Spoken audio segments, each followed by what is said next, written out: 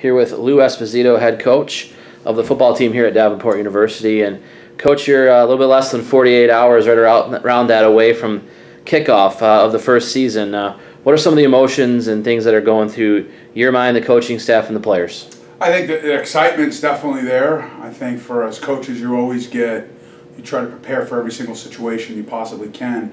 And that's what we've done as a staff. There's always things that, I'm sure after the game we're going to feel like, I wish we would have done more of this or more of that, especially with such a young team. But I feel good where we're at. I think we got good players. We got kids that are going to compete and play hard, and should be really, really exciting for us. What are some of the biggest areas of progress that you've seen over the last year?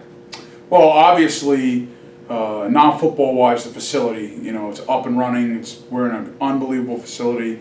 If you come to Davenport, you'll have a top-notch facility that you get to be in every single day, which kind of separates us from a lot of people. And then obviously the players getting bigger physically. I think that's the biggest thing that we've seen over the last year, as well as them understanding the schemes. But sometimes understanding the schemes happen over time. Our kids have done a great job with both in the weight room and understanding what we're trying to accomplish.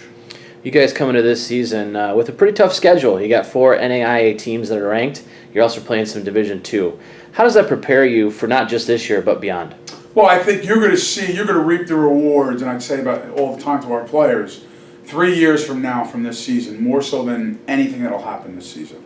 I think the biggest thing is our guys being in situations, learning under the fire, understanding the competitive edge that you have to have and the effort you need to compete. I think at the end of the day, no matter what level you play at, it's hard to win football games. There's a whole staff, a whole team, a whole university behind every team that you play, and they're all trying to do the same thing, accomplish the same goal. So it's hard. And for us, we can only control the controllables. That's what we talk about all the time with our guys. We can control our effort. You can control your preparation. You can control your attitude. You can control your enthusiasm. Everything that you can't control, we can't really sweat it. Like we talk in our program all the time about failing fast and moving on. If you're a DB and you get beat on a perfect throw and a perfect pass and you're in great position and a guy makes a play, so be it. You're on offense and they dial up a blitz into a run that, that's not the best run into that blitz. So be it. You move on. Football, we talk about it, it's a marathon, not a sprint. And it's going to be like an old school heavyweight fight every game. There's going to be body blows after body blows, and you just hope that we're the team standing because we're in good shape and we understand what we're doing.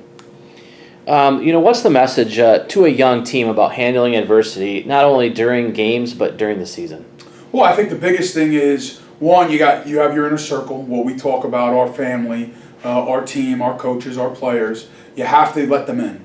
I think if you let them in, it's easier to deal with adversity when you have things. I think you have to hit things head on. There's going to be something that happens that we didn't prepare for, that they do something different in a football game that we might not have seen, and we have to adjust. It's understanding what our foundation is in our scheme and then adjusting off of that. And I think we've done a good job with that. But again, adversity happens in life all the time. That's why football is the greatest blueprint of life, because you got 11 different bodies, 11 different shapes, 11 different sizes, all working on one common goal. And I think it's unique because if you look at football, the skills of a quarterback are so different than the skills of a right tackle.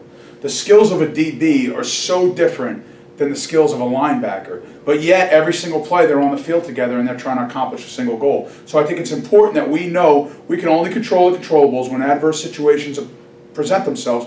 We have to hit things head on, and as long as we're prepared and understand what our foundation is, we'll be able to make adjustments and deal with them. Without a lot of upperclassmen, I know sometimes that's where the players and yourself look for leadership. How have different guys stepped up in those leadership roles having a young team? Well, I think we've had a couple guys step up, and then there's guys that they're still freshmen or sophomores, so they don't really know how to do it. They haven't seen somebody at this level how to do it. So for us as coaches, we kind of have to be the leaders. We have to show them the way, and then you hope that guys just kind of start doing it themselves and bringing guys in and bringing that inner circle, making it bigger and bigger every day. And I think that's what we've done. There'll still be times, it's human nature when things don't go your way, to be shell-shocked a little bit. And I think that's the things that we're going to have to combat on Saturday. Again, you hope that you're not making 4 or 5 freshman mistakes right in a row or all at the same time. You just hope you can spread those things out as much as you can. Thanks for your time. Once again, the opener will be Saturday, the August 27th at noon. come on out and pack the Farmers Insurance Athletic Complex. Coach, thanks for joining me today. Appreciate it. Go do you.